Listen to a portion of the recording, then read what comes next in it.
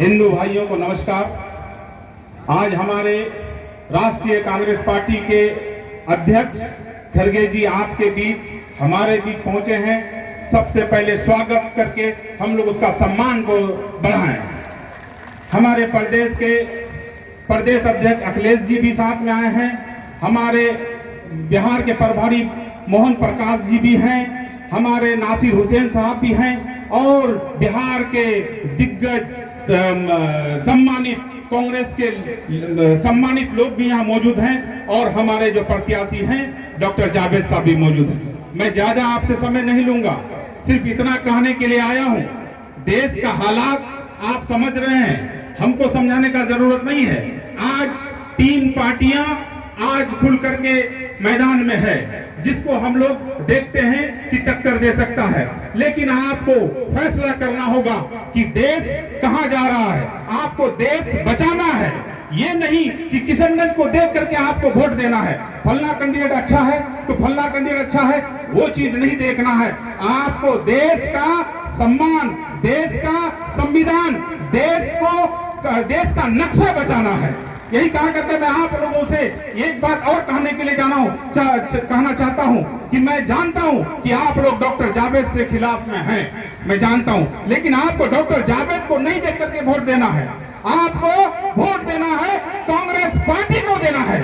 और मैं कहना चाहता हूं हमारे अध्यक्ष जी को कि आप जब प्रधानमंत्री के कुर्सी पर बैठेंगे तो हमारे किशनगंज जिला का कुछ मांगे हैं। 2010 में जब यहाँ एएमयू का शाखा खोला गया था तो यहाँ मनमोहन सिंह का सरकार में मैडम सोनिया गांधी आकर यहाँ उद्घाटन किया था और आज तक पैसा नहीं देने का काम किया है।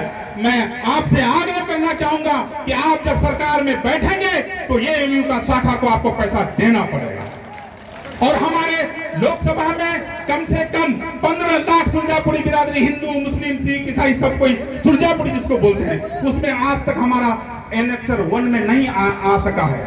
हम लोग शर्मिंदा हैं। मैं आपसे कहना चाहूंगा, आप जब प्रधानमंत्री के कुर्सी पर बैठेंगे तो हम लोगों का एनेक्सर 1 में भी नाम आना चाहिए। मैं आपसे आपके मुंह से सुनना चाहता हूं। और तीसरी बात जो सबसे अहम है, हमारे हर घर से एक व्यक्ति बाहर में खटने के लिए गया है।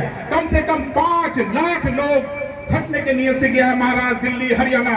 मैं चाहता हूं कि आपका जब सरकार हो तो हमारा किशनगंज में कोई भी उद्योग खुला जाए ताकि हमारे लोग माँ बहन को, बीवी को छोड़ करके जो दिल्ली में रहता है, मद्रास में रहता है, हरियाणा में रहता है, वहां से छुटकारा मिले, मियाँ बीवी एक साथ रहने का मौका मिले। मैं चाहूंगा कि उद्योग यहाँ खोला जाए। यही कहा करके मैं आप लोगों से आग्रह करना चाहता हूँ। टिकट के दावेदार मैं भी था, निर्दलीय मैंने आपने मुझे जिताने का काम किया था।